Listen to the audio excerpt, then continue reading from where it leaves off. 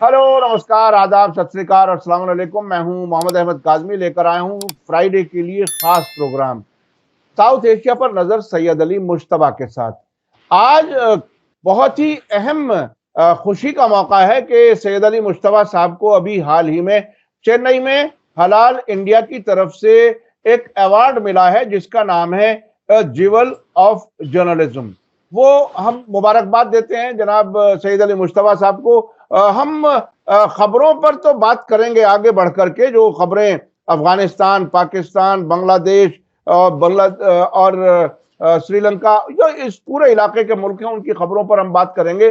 शुरू में हम समझ लेते हैं कि मैं आपको एक वीडियो दिखाऊंगा जिसमें वो अवार्ड जो मिला है और एक बहुत बड़ा, एक बड़े होटल में प्रोग्राम हुआ। इसका इफ्तार पार्टी हुई हलाल इंडिया की तरफ से और उसी में अवार्ड मिला सैयद अली मुश्तबा साहब को। वो हम वीडियो आपको दिखाएंगे। उससे पहले मैं जानना चाहता हूं शुरू में ही मुश्तबा साहब से ही कि ये क्या कुछ प्रोग्राम था, क्या अवार्ड था, किस तरह, थोड़ा सा आप बता दीजिए, फिर खबरों पर बात करते हैं। जी, बहुत बहुत शुक्रिया काज़मी साहब। मेरे सामीन को मेरा आदाब, सत श्री अकाल और सलाम वालेकुम। अब ये जो अवार्ड हमें मिला है ये मैं आपको दिखा रहा हूँ। ये अवार्ड जो है ये मुझे पिछले वीक ये मिला है मुझे। और ये एक फंक्शन था यहाँ पे। हलाल इंडिया एक कॉरपोरेट ऑर्गेनाइजेशन है जो सर्टिफाई करती है। उन लोगों ने ये एक अफ्तार ऑर्गेनाइज किया था और उन्होंने और भी बहुत से लोगों को अवार्ड उसमें दिया था और कुछ और बड़े बड़े जो वीआईपीज हैं वो लोग आए थे। ज्यादातर उसमें कॉन्सुलेट्स जो यहाँ पे चेन्नई में हैं, मलेशिया के, श्रीलंका के, सिंगापुर के, उनके जो लोग हैं, रशिया के, और कई लोगों के जो है वो कॉन्सुलेट्स के रिप्रेजेंटेटिव वहाँ पे थे। तो वहाँ पे उन लोगों ने मुझे चुना है और उन्होंने मुझे कहा है jewel of journalism. Jewel of journalism का उन्होंने मुझे तमगा दिया है और उसमें उन्होंने जो लिख के दिया है वो ये है कि visionary journalist whose pen champions integrity and inspire the change. ये उन्होंने मुझे लिख के दिया है अपने इसमें। तो ये एक बड़ा तमगा है, बड़ा एजाज है। अब इसके पीछे मैंने कोई जालसाजी नहीं की थी अवार्ड लेने के लिए। ये उन्होंने ही मुझे मेरे जो मज़ामीन आते हैं अखबारों में और वेबसाइट्स में, और शायद मीडिया स्टार वर्ल्ड को उन्होंने सुना होगा, देखा होगा, तो उन्होंने मुझे इसके लिए मुंतखब किया और उन्होंने कहा कि आप इसके लिए आपको अवार्ड दिया जाता है। और भी लोग हैं जिसमें कुछ सोशल वर्कर वगैरह हैं। एक former Tamil Nadu chief minister Kamaraj की जो है पोती हैं, उनको अवार्ड दिया गया है फॉर सोशल वर्क के लिए। तो और भी कई लोग जो हैं वो ये मीडिया ही अवार्ड नहीं था, बल्कि ये अवार्ड जो है डिफरेंट वॉक्स ऑफ लाइफ में जो लोगों ने काम किए हैं उनको रिकॉग्नाइज करने के लिए अवार्ड दिया गया था। तो इसमें यही बात थी, खास बात। और खास बात ये है कि जो मैं अपने सामाइन को बताना चाह रहा हूँ कि देखिए, नॉर्थ इंडिया और साउथ इंडिया की जो डिवाइड है, उस डिवाइड में ये भी एक बड़ा पहलू है कि देखिए, पॉलिटिकल पार्टीज जो हैं वो तो इफ्तार करती हैं, उनको अपने वोट चाहिए, मुसलमानों के वोट चाहिए, तो वो इफ्तार कर देती हैं। अभी यहाँ पे आंध्र प्रदेश में या तेलंगाना में अभी बात चल रही थी कि हैदराबाद में 70 लाख रुपए का इफ्तार हुआ है, गवर्नमेंट ने करवाया है। जो कांग्रेस पार्टी ने, उसकी कीमत जो है 70 लाख है। वहां पे ऑपोजिशन हो रहा है मुसलमानों के अंदर कि ये 70 लाख जो है आप इसको निकाल करके एक फंड बना दीजिए और जो गरीब मुसलमान हैं, स्टूडेंट्स हैं, उनको स्कॉलरशिप दीजिए। तो इतने इतने पैसे जो हैं वो पॉलिटिकल पार्टी खर्च कर रही हैं इफ्तार में। यहाँ भी जो हमारे चीफ मिनिस्टर स्टालिन है, उनका भी इफ्तार हो चुका है। और एक और जो नए उभरते चेहरे हैं, विजय, वो भी फिल्म इंडस्ट्री से आते हैं, बड़े टॉप हीरो हैं, उन्होंने भी किया। लेकिन ये पहली बार ऐसा हो रहा है कि कुछ कॉरपोरेट लोग जो हैं वो इस इंटरफेथ रिलेशनशिप पे आ रहे हैं। ये इंटरफेथ डायलॉग है, इंटरफेथ रिलेशनशिप है। उनका ये कहना है कि अगर आप कम्युनिटी को तोड़ेंगे और उनको अलग करेंगे तो उससे हमारा बिजनेस डेवलपमेंट जो है वो कम होगा। अगर वो इंटीग्रेटेड रहेंगे तो हमारी पीस एंड प्रॉस्पेरिटी होगी। तो यही सब इसके अंदर है कि ये एक नई चीज है, नई ट्रेंड है। चेन्नई में तो चल ही रहा है। बहुत सारे और कॉर्पोरेट जो लोग हैं जो कि ये इंटरफेथ अफ्तार कराते हैं। तो यही जी जी मुस्तफा साहब, आपको बहुत बहुत मुबारक हो, बहुत बहुत शुक्रिया, आपने उसकी तफसील बताई। मैं अपने दर्शकों को कहता हूं कि एक बहुत ही छोटी सी वीडियो क्लिप है, वो और देख लीजिए इस इफ्तार पार्टी की।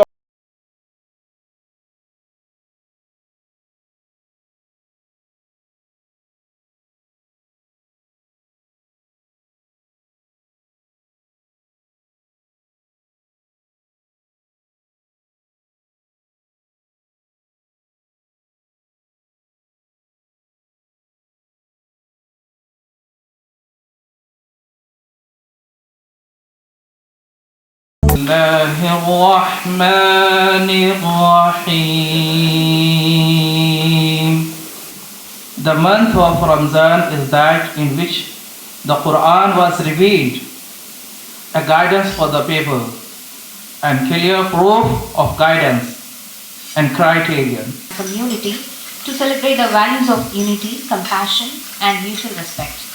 This evening is a testament to the power of dialogue and togetherness, where individuals from diverse faiths, cultures, and backgrounds gather to break bread and share it in the spirit of inclusivity.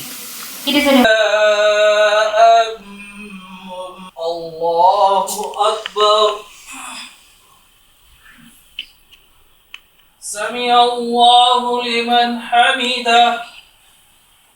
Allahu Akbar. Mr. Syed Ali Mushtaba is getting the award from Mr. Sarvana Kumaravasagam. He is getting the award Jewel of Journalism from his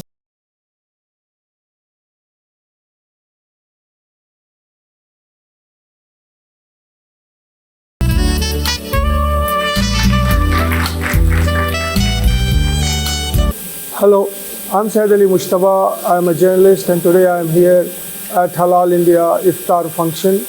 Halal India is a certification company, it's a private limited company, and this Iftar gathering is been organized as an interfaith gathering, which is quite unusual, because most of the Iftar gathering is done by the political parties and people who are there into the politics, and this is the first time we are seeing a gathering which is organized by a corporate organization, which is quite a healthy tradition and a very strong binding between Muslims and non-Muslims and other faiths.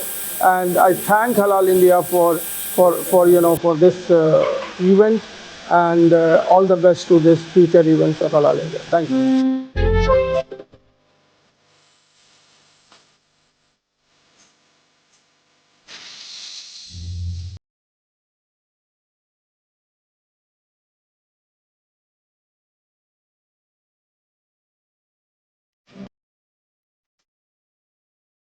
जी सैयद अली मुस्तफा साहब, अब चलते हैं खबरों की तरफ। आज कई खबरें बहुत ही अहम नजर आ रही हैं अफगानिस्तान से। मैं समझता हूं उस पर हम जरूर बात करेंगे। उसमें एक तो ये कि वहां के जो लीडर हैं तालिबान के, जो सबसे बड़े लीडर हैं, सुप्रीम लीडर हैं हैबतुल्लाह अखुंज़ादा, उनको अमीरुल मोमिनीन कह करके एक बयान आया है और पाकिस्तान से और ईरान से अफगान रेफ्यूजीज को वापस लाने की बात हो रही है।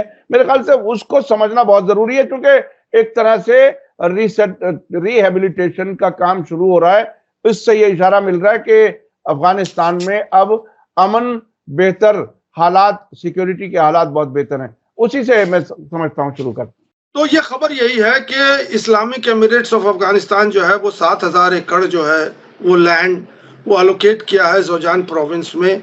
पाकिस्तान और ईरान से जो अफगानी रिफ्यूजीज को हटाया जा रहा है, उनको भेजा जा रहा है। और ये जो है उनके जो सुप्रीम लीडर हैं मुल्ला अखुंज़ादा हैबतुल्लाह, ये जो हैं, इन्होंने कहा है कि ये जोजान प्रोविंस है और जोजान प्रोविंस के अंदर ये जगह दी जाएगी। और वो टोटल अभी 4,000 फैमिलीज आ गए हैं वहां पे, और इनमें से 940 फैमिलीज को जो है वो फॉरेन एड मिलने शुरू हो गए ताकि वो अपना अपनी जिंदगी बसर कर सके और ये कर सके। और यही खबर है कि अफगानिस्तान भी उनको रिसीव करने के लिए तैयार है, और वो जिस वजह से वहां से अफगानिस्तान से छोड़ के गए थे वो सब चीजें उन्होंने माफ कर दी हैं या वो उसको भूल गए हैं, वो अफगानी है, इसलिए उनको रिहेबिलिटेट किया जा रहा है। यही खबर है जी। दूसरी खबर की तरफ चलते हैं। अमेरिका और तालिबान सरकार के बीच में कोई बातचीत चल रही है। अब एम्बेसियां खुलने की तैयारी है, ऐसे कुछ इशारे हैं। वो खबर क्या कुछ है, जरा वो बताइए।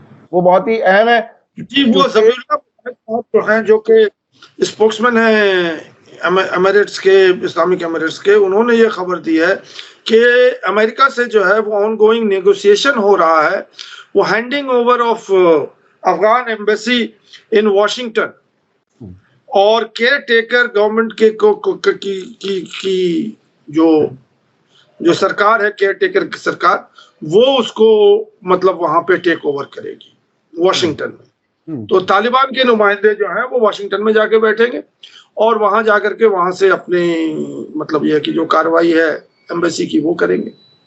और यहाँ काबुल में वो बात कर रहे हैं कि अब अमेरिका अपनी जो एम्बेसी है उसको यहाँ खोले और उनके लोग वो यहाँ आए और आके बात करें। तो खबर यही है। और उन्होंने ये भी कहा है हमारे ज़बीहुल्लाह मुजाहिद साहब ने कि अब जो है वो वॉर का चैप्टर खत्म हो गया है, नेगोशिएशन का चैप्टर चालू हो गया है। तो ये एम्बेसियां अगर खुल जाती हैं वॉशिंगटन में, जो अफगानिस्तान की एम्बेसी है वो अगर खुल जाती है, तालिबान के ओहदेदार वहां जाके बैठते हैं, तो बहुत हद तक अमेरिका और अफगानिस्तान के जो है की बातचीत जो है वो होगी। और वो इसी तरह से अगर काबुल में जो है वो अमेरिकन लोग जो है जो एम्बेसी में वो आते हैं, तो तालिबान से और उन लोगों से भी बातचीत होगी। इसमें गौरतलब बात यह है कि अभी आज के डेट में तालिबान ने जो अमेरिका में अफगानिस्तान की एम्बेसी है उसको हैंड ओवर कर दिया है मिनिस्टर डिपार्टमेंट ऑफ स्टेट को, और उसको वो कह रहा है कि ये अब अमेरिका की प्रॉपर्टी है, ये अमेरिका इसको अपने पास रख ले। तो अब इस पे क्या आगे रद्दमल होगा, क्योंकि वो तो शटडाउन है ये पिछली हुकूमत जो थी उसके कुछ नुमाइंदों ने किया होगा, मैं समझता हूं। अब तो तालिबान की अगर एम्बेसी खुलेगी तो उनको तो वो प्रॉपर्टी चाहिए, उस प्रॉपर्टी के बगैर वो एम्बेसी कहां चलाएंगे। खैर, ये देखिए होता ये है, क्योंकि एक लंबा अरसा हो गया, 2021 में ये तालिबान की सरकार बनी थी जो आए थे, और उसके बाद चूंकि गैप लंबा हो गया रिकॉग्निशन की कमी की वजह से, इसलिए डिप्लोमेटिक लैप्सेस भी हुए हैं बहुत से मुल्कों में। हमारे यहाँ नई दिल्ली में भी अभी तक एम्बेसडर लेवल का आदमी नहीं है। और चूंकि अब अमेरिका और अफगानिस्तान के बीच में अगर एम्बेसियां खुलती हैं दोनों तरफ, तो मुझे लगता है कि वो रिकॉग्निशन की तरफ एक और बढ़ता हुआ कदम होगा। शायद उसके बाद तालिबान की सरकार को कुछ और आसानी मिल सके, और ट्रंप शायद उस तरफ सोच रहा हूं। जी, आप कुछ कहना चाह रहे हैं?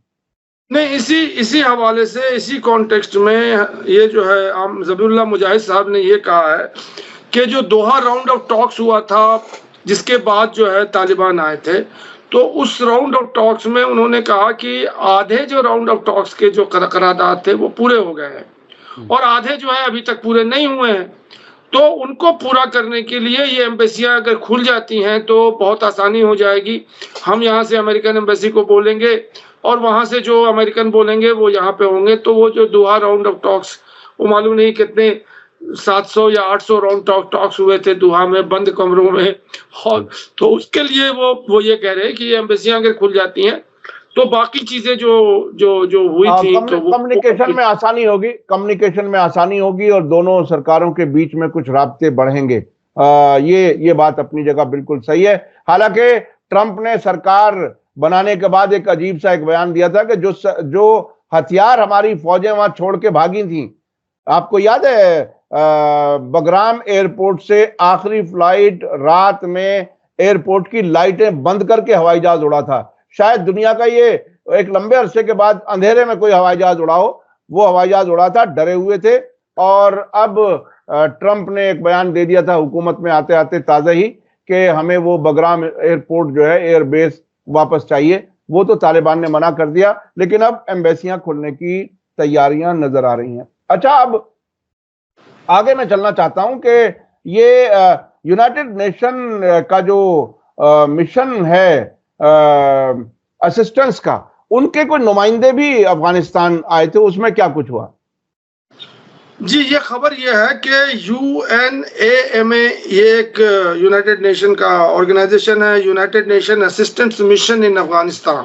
जी। इसको पिछले अभी इसी मार्च में जो है 17 तारीख को 1 साल का उनका एक्सटेंशन मिल गया उनको। अब उसी हवाले से जो वो ये काम कर रहे थे अफगानिस्तान में, उसी के मैंडेट को लेकर के वो आए थे यहाँ पे बात करने के लिए, और आमिर खान मुत्तकी से उनकी बात हुई और उस पे ये हुआ कि उन लोगों ने कहा कि अफगानिस्तान में जो इशू हैं, जो इंटरनेशनल कंसर्न है, उसमें यह है कि नारकोटिक्स ट्रेड है और ऑफ कोर्स विमेन इश्यूज भी होंगे। और उसके बाद उन्होंने जो बड़ी बात की है कि वो प्राइवेट सेक्टर के बढ़ावे के लिए ये लोग काम करें ताकि ये इकोनॉमिकली अपने जो है अपने ऊपर वो खड़े हो सके। तो इस तरह की बात हुई थी और उन्होंने कहा कि जो हमारे स्टैंड है, आमिर खान मुत्तकी ने कहा है कि जो इस्लामिक रिपब्लिक के जो स्टैंड है वो हमने उनको बता दिया कि हम लोग जो है इन सब इश्यूज पे हमारा ये स्टैंड है कि हमारा इस्लामिक जो है, और वो कोऑपरेट करने के लिए तैयार हैं, मतलब यूनाइटेड नेशन के साथ। और जो वेरियस मैटर्स है वो सब जो है वो डिस्कस हुए उसमें, और ये जो है मतलब एक आगे की कदम है कि इंटरनेशनल जो कम्युनिटी है वो इंगेज करना चाहती है तालिबान को, और तालिबान के साथ जो है वो आगे बढ़ना चाहती है। तो इस खबर का यही मफहूम है। और इसी से और तालिबान की सरकार का यूएई के साथ में भी कोई एक ताजा मीटिंग हुई है, उसके बारे में भी साथ साथ बात हो। चले फिर हम चलेंगे पाकिस्तान की खबरों की तरफ। जी, ये खबर ये है कि वो कतर के जो उनके चार्जडी अफेयर हैं, उनका नाम है मिर्दल बिन अली अल कशोती। ये जो है कतर के हैं, वो काबुल में रहते हैं, काबुल में आए हुए हैं। इन्होंने डिस्कस किया है आमिर खान मुत्तकी से ही, मतलब बढ़ते हुए रिश्ते कतर और अफगानिस्तान के। इस पे मुत्तकी साहब ने बहुत मतलब विश्वास जताया है कतर के ऊपर कि कतर उन्हें अमेरिका से नज़दीक करने के लिए बहुत कोशिश कर रहा है, और बिटवीन अफगानिस्तान एंड कतर जो है उनके जो नेगोशिएशन चल रहे हैं, बिटवीन अफगानिस्तान एंड अमेरिका के जो नेगोशिएशन चल रहे हैं वो कतर के थ्रू ही हो सकते हैं। और इसी बीच जो है जो दोहा में सुल्तान शाहीन जो एमिरेट्स के या तालिबान के जो नुमाइंदे हैं, उन्होंने भी इस बात की पुष्टि की है कि कतर जो है वो अफगानिस्तान को दुनिया से जोड़ने में बहुत ही अहम रोल पैदा कर रहा है, जो कि बेनिफिशियल है मतलब तालिबान सरकार के लिए। जी जी जी, देखिए ये मैं आपको याद दिला दूं कि दोहा कतर जो है वो एक छोटा सा मुल्क है, लेकिन बहुत रईस मुल्क है। उसके पास गैस पेट्रोल बहुत है, और वो मीडिएटर का रोल, खास तौर पर अमेरिका इजराइल इन सारे इश्यूज में वो मीडिएटर के रोल पे बीच में रखा जाता है। और आपको मालूम है कि हमास के साथ भी जो बातचीत चल रही है उसमें भी कतर है, यहाँ तालिबान के साथ बातचीत हुई उसमें भी कतर है। तो ये उसका एक रोल इस तरह का बना हुआ है। अब चलते हैं पाकिस्तान की खबरों की तरफ। पाकिस्तान से क्या है बड़ी खबर पर? देखिए, पाकिस्तान से दो बड़ी खबर है, एक तो अफगानिस्तान के हवाले से खबर है, दूसरा इमरान खान के हवाले से खबर है। तो पहले हम लोग डिस्कस कर लेते हैं अफगानिस्तान से, क्योंकि अभी अफगानिस्तान से बड़ी रशाकशी थी, तुर्खाम बॉर्डर जो है वो बंद था और एलिगेशन काउंटर एलिगेशन चल रहा था। तो अभी एक फॉरेन मिनिस्ट्री की एक मीटिंग हुई है, जो कि अभी फॉरेन मिनिस्टर इसहाक दार हैं, जो कि पाकिस्तान के फॉरेन मिनिस्टर हैं। उन्होंने एक मीटिंग की है, इंटरनल मीटिंग थी, जो कि मतलब उनके मिनिस्ट्री ऑफ एक्सटर्नल अफेयर्स के लोग सब थे उसमें बैठे हुए।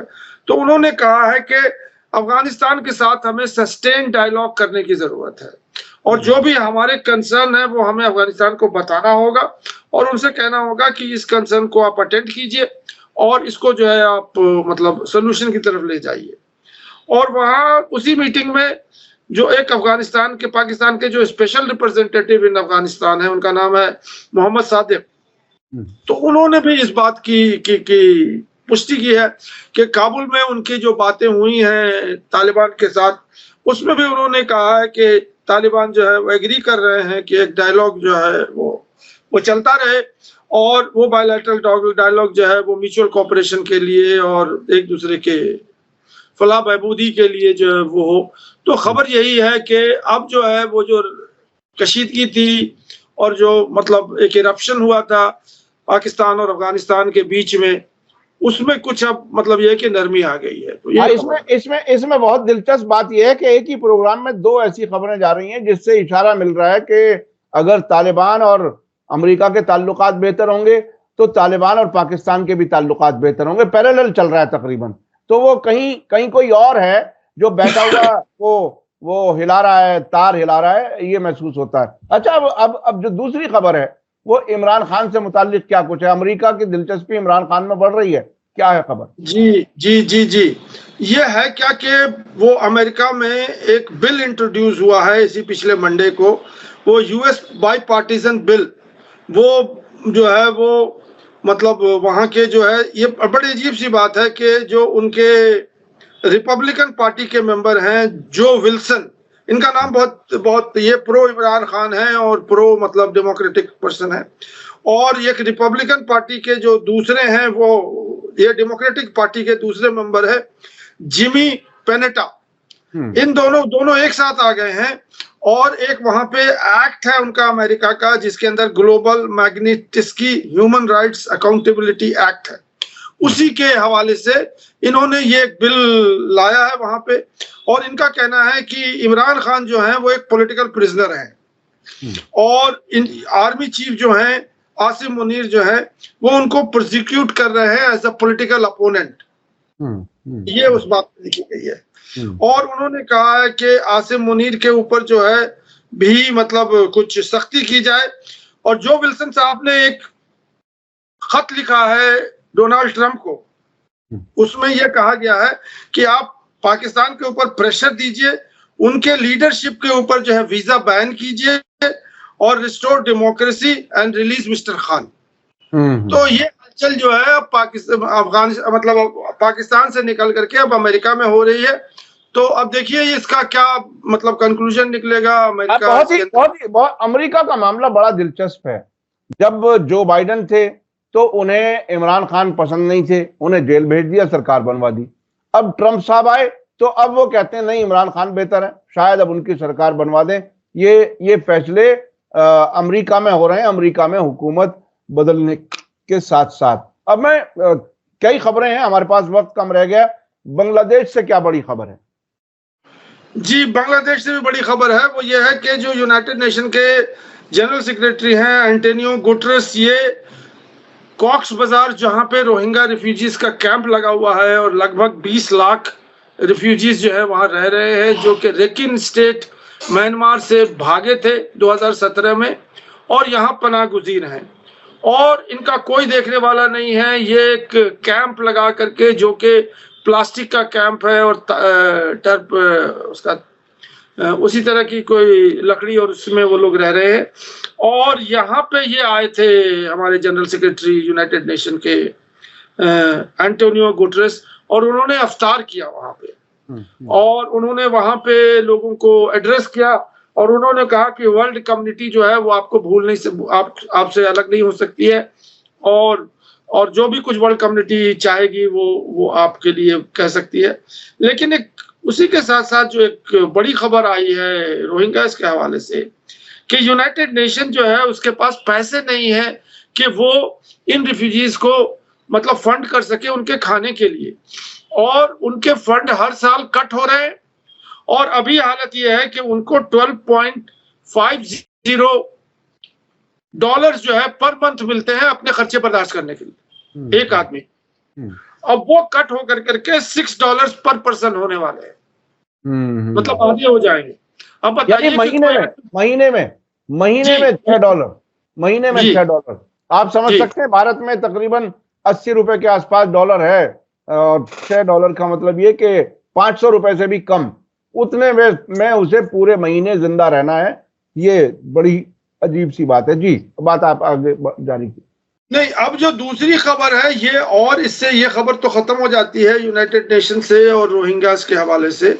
और उन्होंने यही कहा है कि रोहिंग्यास का जो इशू है वो ग्लोबल इशू है और उससे हम जो है वो अपने आप को अलग नहीं कर सकते हैं, और ग्लोबल कम्युनिटी जो है वो रोहिंग्यास के साथ है। अब जो सोल्यूशन होगा रोहिंग्यास का वो तो होगा ही, और वो यूनाइटेड नेशन का यही सोल्यूशन है कि फिर से उनको रेकिन स्टेट में रिपैट्रिएट किया जाएगा, मतलब जहां से वो आए थे वहीं उनको रिपैट्रिएट किया जाएगा। वो कब किया जाएगा, कैसे किया जाएगा, नहीं किया जाएगा, वो तो बात की बात है। अभी जो एक बड़ी दिलचस्प खबर हमारे मतलब उससे आई है वो ये है कि यूनाइटेड स्टेट के मतलब यूएस के कुछ आर्मी जनरल्स जो हैं वो पैसिफिक कमांड से यानी कि हवाई से वो आए थे ढाका, और उनका इन्वॉल्वमेंट अब बांग्लादेश में बढ़ रहा है यूएस आर्मी का। और ये लोग आए थे, ये 24-25 की उनकी मीटिंग हुई थी वहां के जो आर्मी चीफ है उनके, तो वो ये कहने आए थे कि ये जो रेकिन स्टेट है, मतलब जहां पे वो लगा हुआ बॉर्डर है जहां रोहिंग्यास जहां से आए थे, वहां फिर एक आर्मी एक्शन होने वाला है या मिलिट्री एक्शन होने वाला है। वहां पे अरकान आर्मी है जिसने पूरे रेकिन स्टेट को कैप्चर कर लिया है, और उसके एक बहुत इंपॉर्टेंट टाउन है वहां से भी जो मिलिट्री जनता के लोग थे उनको भगा दिया है, वहां को डिफीट कर दिया उनके। उसके बाद उनके यहाँ अब 3 टाउन है जिसमें एक सिटवी एयरपोर्ट पोर्ट है और 2 और टाउन है जो कि जिसपे अटैक होने वाला है। अब ये जो है ये अरकान आर्मी ये करने वाली है, ये खबर अमेरिकन को मिल गई थी, इसी को वो इनसे डिस्कस करने के लिए बांग्लादेश से आए। अब यहाँ पे जो रोहिंग्यास का जो मैटर है और अरकान आर्मी का मैटर है कि अरकान आर्मी को सपोर्ट लाइन कौन देगा। जाहिर सी बात है मिलिट्री जनता तो देगी नहीं, और उनके पास जो है वो सपोर्ट लाइन है नहीं, तो वो आए हैं बांग्लादेश से। अरकान आर्मी चाह रही है कि बांग्लादेश क्योंकि वो बॉर्डरिंग स्टेट है वो हमें सपोर्ट दे, और उसी को डिस्कस करने के लिए जो अमेरिकन, इनका नाम है जो वोवेल, ये जो है लेफ्टिनेंट जनरल है, और ये जो वोवेल जो है ये आए थे यहाँ पे। अब इनका ये है कि क्या सपोर्ट देगी बांग्लादेश और क्या वो लेंगे। तो जो सप्लाई लाइन होता है वो तो सबको मालूम है कि वो खाने का और रसद का और इसका उसका जो भी कुछ होता है। अब यहाँ पे रोहिंग्यास का मैटर आ जाता है। अब इसको एडवांटेज जो है वो बांग्लादेश लेगी कि अब आप रोहिंग्यास पे बात कीजिए, तब हम आपको सप्लाई लाइन देंगे। अब रोहिंग्यास के लिए उन्होंने अरकान आर्मी ने कह दिया कि आपसे हम सब बातें करने के लिए तैयार हैं एक्सेप्ट रोहिंग्यास, हम कोई रोहिंग्यास की बात नहीं करेंगे, उनको रिपैट्रिएट की बात नहीं करेंगे। तो ये एक बहुत दिलचस्प स्टोरी आ रहा है। अब इस स्टोरी में एक और बड़ा मतलब ट्विस्ट है, वो ये है कि खासकर सिटवी एयरपोर्ट पे जो है, एयरपोर्ट नहीं मतलब पोर्ट है, उस पे इंडिया का पैसा लगा हुआ है। इंडिया ने उसको जो है मतलब बनाया है, उसको रिफर्बिश किया है, वहां से अपने मिजोरम को कनेक्ट करने के लिए और वहां से कलकत्ता को कनेक्ट करने के लिए ये सारे इन्वेस्टमेंट उन्होंने दे दिए हैं। अगर अरकान आर्मी उसको ओवररन कर जाता है, उसको ले लेता है, तो इंडिया का क्या रोल होगा।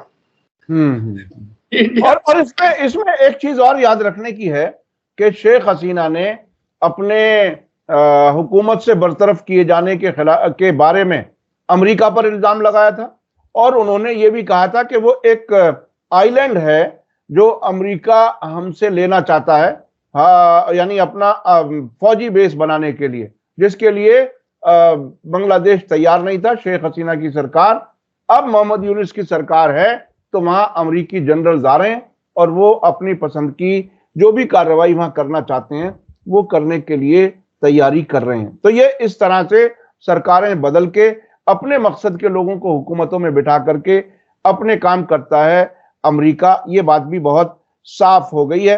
कोई और खबर खास कोई रह गई हो तो बताइए, हमारे पास वक्त तकरीबन खत्म हो रहा है।